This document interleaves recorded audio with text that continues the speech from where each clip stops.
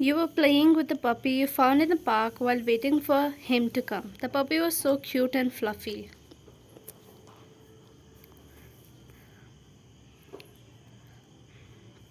You were enjoying with the puppy, but still thinking where he was. As it was a bit late, then you needed to rush to your office as well. You were thinking, but then you heard the footsteps which stopped right behind you. You know who it was because of his strong fragrance.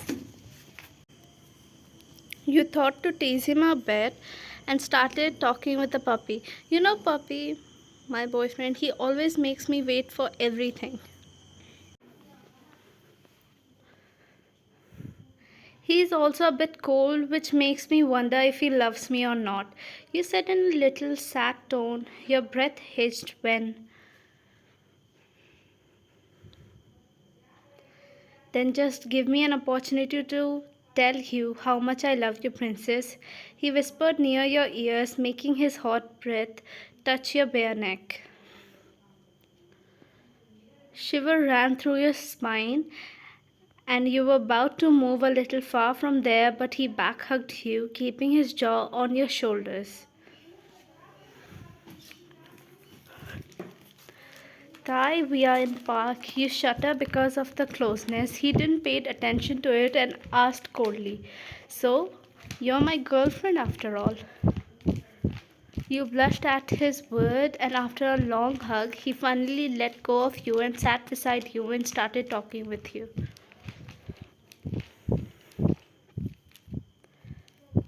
He works in the cafe which is in front of your office, which opens at around 10 a.m., but your office is at 8 a.m., so he comes early to meet you. You both spend a little time together before you left for the office, and then he wandered a bit or will read book which you have seen he always carry. You kept your head on his shoulder, relaxing yourself for the entire day. None of you were talking too much, instead, you were enjoying each other's presence. You didn't even realize when the time went up and now you have to go to office. You looked at him sadly and said, "Let's meet in evening then. Bye."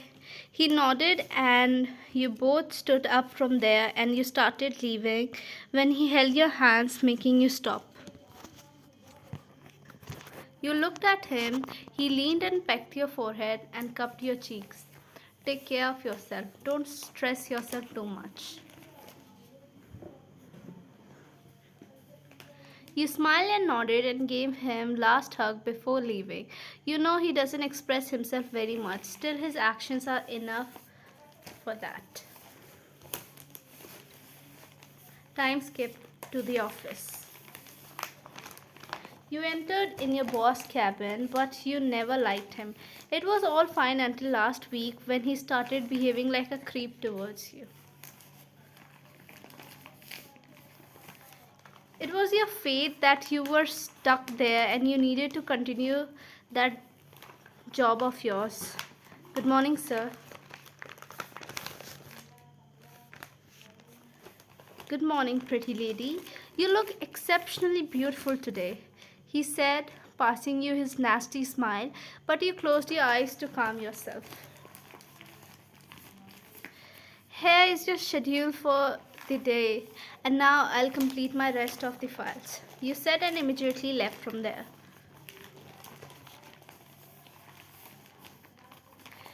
You always try to stay away from that cabin and try to send other people to cabin even if you have some work related to that. Time skipped to the evening. You took a deep breath before entering his cabin, as you know what he will say at last. "Sir, here are the files you need to take at your house. Almost all my work is done, so I will also take my leave. Good night, sir." "Mr. Kang, why don't you give up, Ryan?" You looked at him when he smirked and continued, I heard you're again talking to your that cafe boyfriend. He's poor baby. He won't be able to take care of you. Take care of your expenses. Marry me. I promise to keep you always happy and satisfied. You gulped hearing all those comments again, but you sighed. Sir, I already told you that I love him with all my heart. You said, but he yelled at you, making you flinch. I am warning you. Leave him. I will make your life hell. Remember, you can't afford to lose your job, right? Not now, at least, when the only person you have is your mom.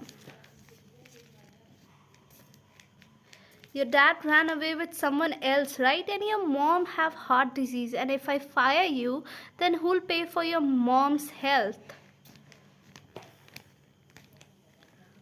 Your eyes got all teary thinking about all this. You saw him coming towards you, making you nervous, and so you ran away from there. You heard him yelling from behind that. You have to marry me no matter what. You ran out of the office. You came near the road where Thai will join you shortly. He walks you home first, then leave for his house. You relaxed yourself and wiped your tears and tried to calm yourself before he comes. You don't want to give him any of your worries, as it was barely even 5 months that you will share all this. Besides that, you can't even ask him for financial help as he himself works in a cafe. You were all drowned in your thought when you heard his voice. Is everything all right? He asked, seeing you. You passed him a fake smile and nodded your head as yes, saying that you were fine.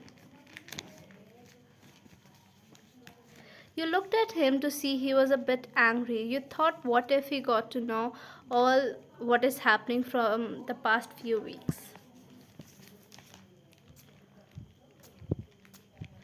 Is everything okay? You seem to be all angry. You asked to him when he just nodded and said, a stupid customer.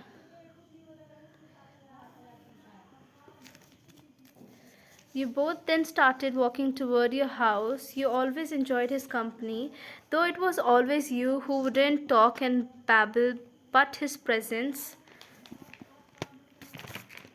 is enough for you. After a while, you reached your home and stopped. You hugged him, trying to forget what happened in office.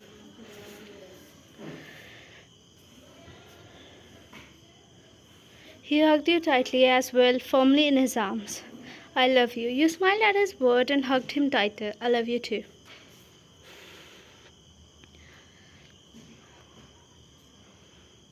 Sometimes seeing your cold behavior and your this attitude, I feel like I'm talking to a mafia leader or something, not a normal cafe worker. You laughed saying that and left from there. You feel absolutely right, princess. He smirked when 3 or 4 cars came and stood in front of him. His men bowed to him and then he sat in the car before leaving from there. Your relation with life have some problem, Mr. Kang. I see. Time skipped to the next day. Today, after working for half day, now you wanted to go home. And why not today? It was your birthday and you didn't want to spend time here. You wanted to leave now. You came in the cabin and gave him the file and said, Sir, I asked for half day leave today. Mr. Kang, when, Ryan? When did you ask for that? Sir, from last 2 weeks I'm asking. Can I leave now? Oh, that means it's your birthday, huh? You gulped, thinking now he might not let you go, but you nodded anyway as you didn't have any other choice.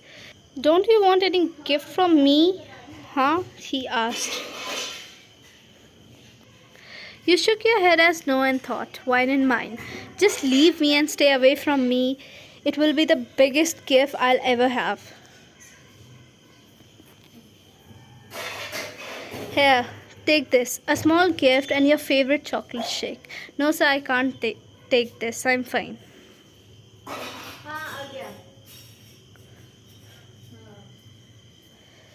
Just take this wine. Anyway, if you deny them, I'll not let you go to celebrate your birthday. Just accept it. You don't have any other choice. You sighed and took the gift from his hand, and when you saw something weird, why are you wearing gloves, sir?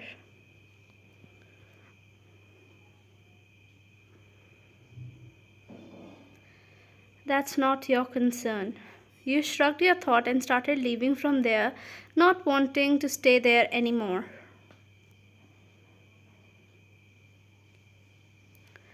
You were about to open the door of the cabin when you start feeling dizzy. You heard him laughing. Now you understand why was I wearing glove, huh?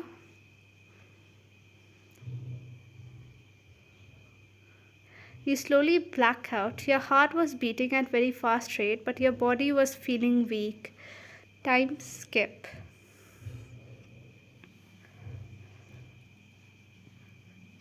You open your eyes and looked around to find yourself in an unknown room, making you panic. You regain your memory about what happened. You started panicking, thinking what happened when you were not in your sense. You immediately checked yourself to find any injury, but there wasn't any. What actually happened when I was unconscious? Nothing. When I'm here, then who the hell will ever think of doing something wrong with my princess? You looked from where did the noise came to see Thai, but he was looking all different. He was dressed in black, looking very different. He came and sat beside you and pecked your forehead. You immediately hugged him and started crying on his chest like baby.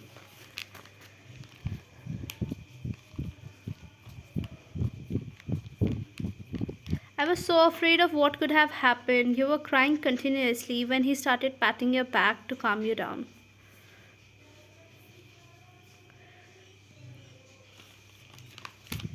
It's okay, I'm here for you, princess. All the bad things have passed away. Now you have me, he said as you nodded, and after around 10 minutes you finally calmed down.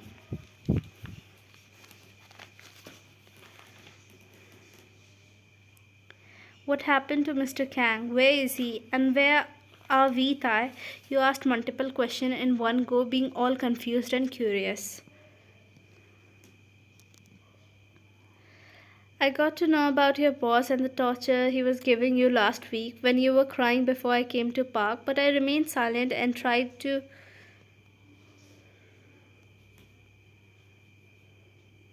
ask you indirectly many questions, but you still remained silent. So on your birthday, I thought to gift you something very good, a good lesson to your boss. But when I reached there, I saw you were feeling dizzy and took you from there. You were still confused. He's very powerful, Thai. He will definitely hurt you. No, he'll not. You know who I am, my real identity. You got a little confused when he clapped his hand, making around 10 to 15 men stand beside him with gun in their hand. Mafia leader V, the killing machine of criminals. He darkly chuckled and looked at you and cupped your face. You, after all, guessed right. He pecked your forehead and lips, and then you heard his voice. You're okay, Ryan? Mom, what are you doing here? What happened? He brought me here and told me everything. She slightly slapped your head and said, when did you become this big that you started dealing with all things alone, huh? Your mom said. You hugged her and started crying thinking about all this.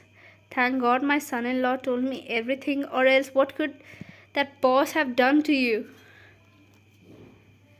Mom, don't call him that yet. What if he is uncomfortable?